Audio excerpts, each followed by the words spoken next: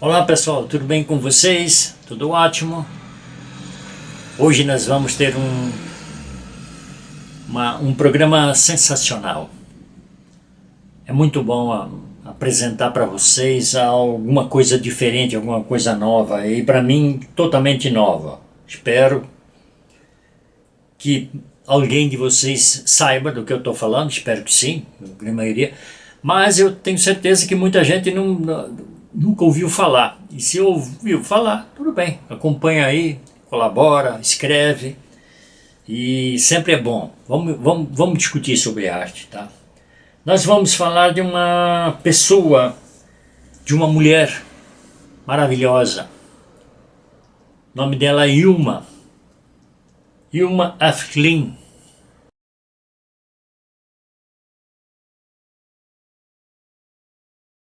Ela nasceu em 1862 na Suécia e ela era filha de um capitão da marinha da Suécia.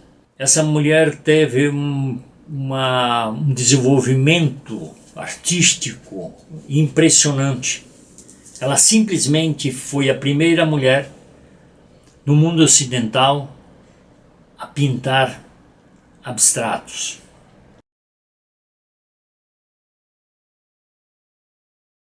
Pelo menos que se tem notícia. Espero que eu esteja enganado, amanhã depois apareça outras pessoas, tá? Porque a gente vai descobrindo, todo dia que passa a gente vai descobrindo coisas novas, né?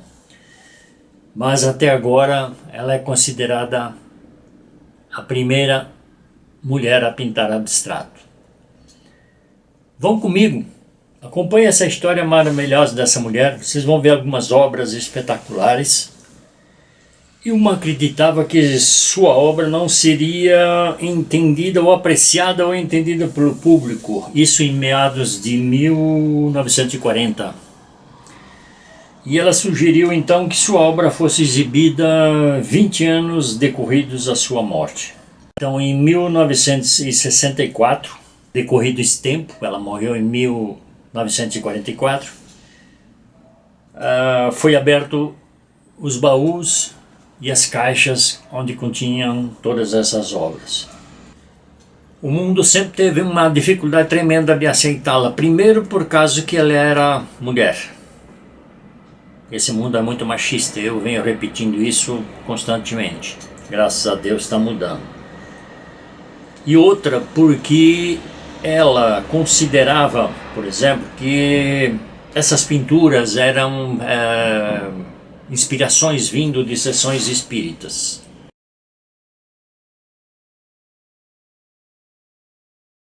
Digamos que como se quase fosse uma pintura espírita. E o mercado tem um verdadeiro horror para isso. Considera uma arte menor, parece que não leva em consideração. Eu não sei porquê. Como eu já falei em outros vídeos, não existe nenhum artista que trabalha sem essa força, sem essa luz, sem essa energia ao seu lado. Não existe isso. Porém, ela provavelmente tinha isso mais claro, mais declarado.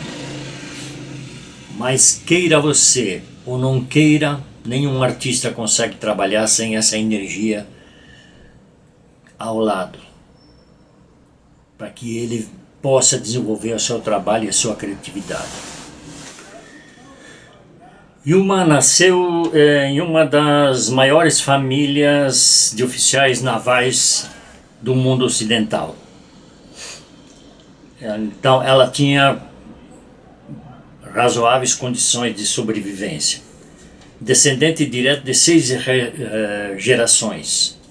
Pais e filhos que foram oficiais navais. Ela era uma mulher que tinha ideias próprias e um desejo forte, com fortes desejos e com uma boa educação. Ela foi uma pessoa que recebeu uma educação considerável. Tinha condições para isso. Mas mesmo assim, não era fácil nesse ambiente dominado por homens como era na Suécia e no mundo ocidental, e isso também implicava dentro da família. E tinha uma visão militar e as mulheres eram naturalmente educadas para cuidar do lar, aquela coisa toda, entendeu? Nada de ser uma artista, isso era coisa de homem. Até por conta dessa condição financeira, ela conseguiu estudar 5 anos na Academia Real de Artes da Suécia. Mas aí todo mundo achava que era simplesmente um capricho de mulher tal, e na realidade ela queria ser uma artista mesmo. Tá? Entretanto, artistas femininas, mesmo que fossem talentosas e tivessem a mesma educação dos seus colegas de sexo masculino,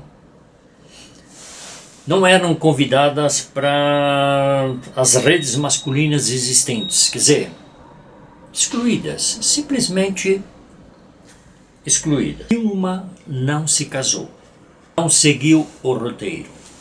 Logo que ela se formou como artista, ela começou a trabalhar profissionalmente como pintora. Inclusive, na lista telefônica dela aparecia lá o nome dela como pintora. E vendia suas paisagens, né? Paisagens que na época era o que se vendia, comercializava, retratos e coisas assim. Vendia normalmente, como um pintor profissional qualquer, né? Essa condição dessas pinturas mantinha ela razoavelmente, ela conseguia ganhar seu sustento, ter sua vida, ela até tinha uma fama considerável. Em 1880, a irmã dela faleceu, a irmã mais nova.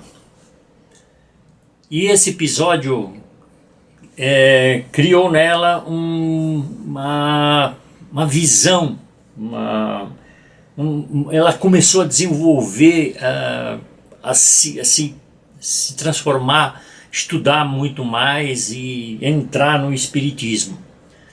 Ela começou a se envolver muito mais com o espiritismo, porque na realidade, na época na Europa, o espiritismo estava em alta, né?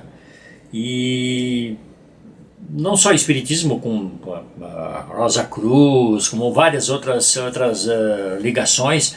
Ela andou estudando tal, e ela se envolveu bastante nisso. E ela começou a desenvolver uma série de trabalhos com essas informações que ela recebia do espiritismo. Vocês vão ver um trabalho que ela desenvolveu a partir de 1906, que é considerado o primeiro trabalho abstrato no mundo ocidental.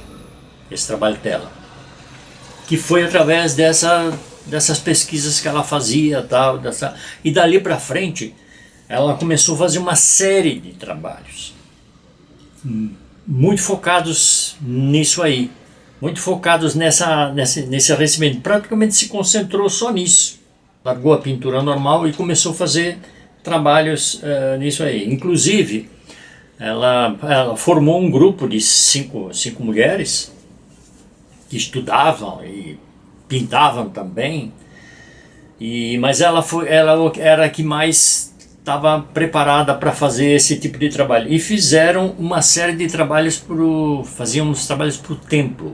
Eles eram considerados trabalho para o templo, mais ou menos isso, e fizeram trabalhos em grandes dimensões, né?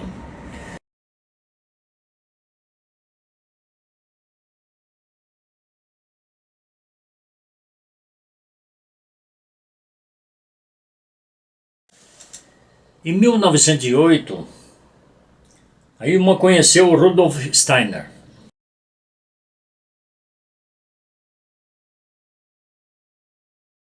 Pela primeira vez. Em algumas cartas que eles trocavam, ela sempre pedia para ele ir visitar ela em Estocolmo para ver a série de pinturas do templo em que ela estava trabalhando. Steiner, quando viu as pinturas, não se impressionou. Afirmava que sua maneira de trabalhar era inadequada para uma teosofista. Quer dizer, caramba, começou a bater na mulher, entendeu? E usava uma prática falha, levando ela, ele começou a derrubar ela. Falava que estava por caminhos errados, meio cultista, meio magia negra, coisa nesse sentido. Falou para ela o seguinte: olha, os teus contemporâneos não vão entender esse tipo de pintura que você está fazendo aqui. Vai ser muito difícil aceitar esse tipo de trabalho, né? Isso vai levar 50 anos para as pessoas entenderem isso aqui, né? Para decifrar esse tipo de trabalho, coisa assim. Na realidade, de todos os trabalhos, ele só gostou de um. Ele olhou assim, gostou de um, destacando como a melhor simbolicamente. Não aprovou nada disso. Ela ficou arrasadíssima. Aparentemente parou de pintar por 4 anos. Ficou chateadíssima. Ela achou que ela estava no caminho certo, tá? Pegou aquele cara que era a sumidade no assunto de espiritismo, coisa assim, e ele falou para ela que ela estava totalmente errada. Curiosamente, esse Rudolf mantinha umas fotos dos quadros com ele.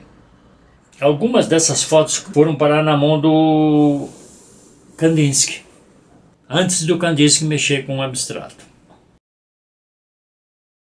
Então você percebe claramente que aí houve alguma vazamento de informações, né? Se tem assim uma leve sensação de que quando eles viram o esboço, os rascunhos dessa artista, eles começaram a se interessar por isso também, porque eles também tinham uma veia de interesse nessa parte mais espiritual, nessa parte mais fora do materialismo, entendeu? Eles tinham muito interesse também nesses movimentos teosóficos, né? As obras de Ilma são principalmente espirituais. E o trabalho artístico é uma consequência disso. Quer dizer, ela provavelmente ela era uma médium, né? Enxergava, via, tinha algumas visões, não é anormal isso, é perfeitamente normal nos artistas. Ela provavelmente colocava nas telas aquela visão que ela tinha. Ela achava realmente aquilo que ela enxergava, sei lá, no transe, ou no momento em que ela estava focada na sua concentração maior. A gente não pode esquecer que o Kandinsky, por exemplo, ele só veio a fazer sucesso com um trabalho muito forte da mulher dele, porque ele também não tinha reconhecimento nenhum pintando abstratos. Muito embora o Kandinsky não misturava isso, não. Ele não levava, ele não colocava isso como um trabalho espiritual. Aí uma batia nisso como um trabalho espiritual, ela levava isso a ferro e fogo, mas o Kandinsky não, já levava isso mais como arte e tal, saía um pouco fora. E vamos reconhecer que para os homens era mais fácil, né? O homem chegar a falar que, por esse motivo que ele ficou muitos anos considerado o pai, ele, o Mondrian, pai dos abstratos, mas a gente sabe que não é. A gente tem certeza que não é hoje, e o mundo vai reconhecer isso aí. Existem inclusive alguns historiadores que acham que tanto o Kandinsky como o Mondrian só conseguiram, porque eles não estavam ainda no abstrato, só entraram no abstrato e só procuraram no caminho do abstrato depois que viram os quadros dela. Mais tarde ela acabou tomando uma decisão na sua vida, ela destruiu todas as correspondências e ela pegou uma coleção de 1.200 pinturas, 125 diários, e no meio desses diários havia livros com esboços, com uma série de coisas, e fez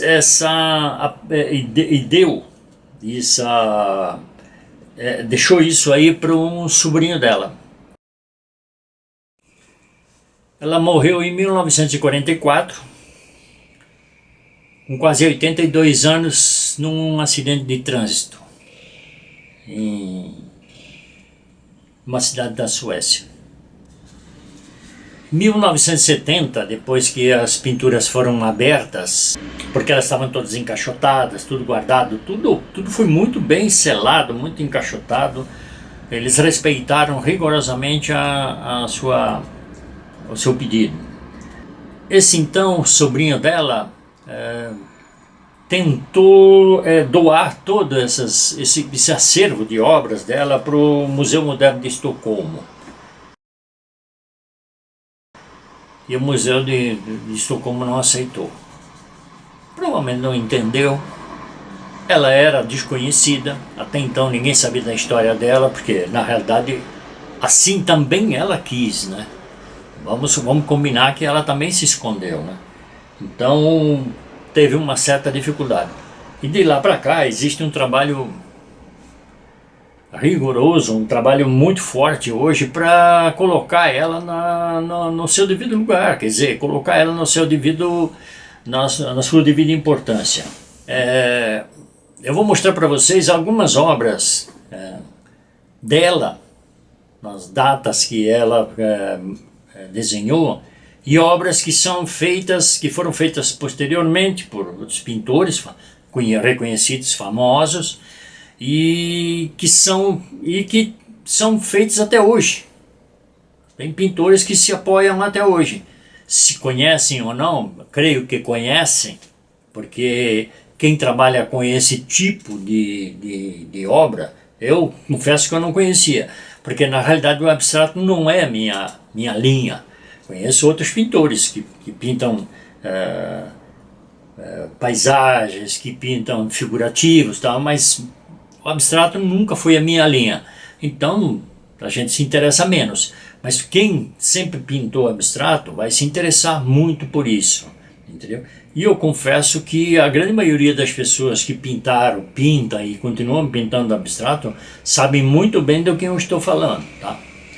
Sabem muito bem. Então vocês vão ver aqui, eu vou pegar algumas obras só para mostrar para vocês algumas comparações.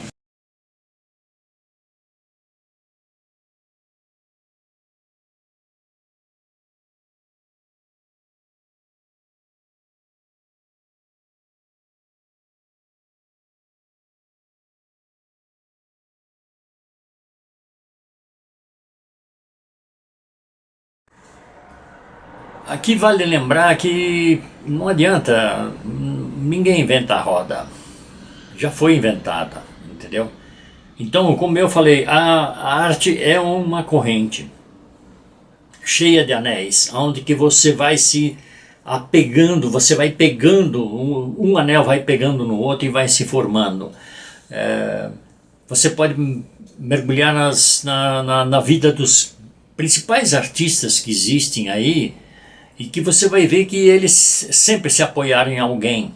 O próprio Michelangelo se apoiou, o próprio Da Vinci se apoiou, todo mundo foi se apoiando em alguém para poder fazer seu trabalho, fazer sua obra de arte. Sempre foi pegando alguma referência, alguma coisa, e não seria diferente no abstrato.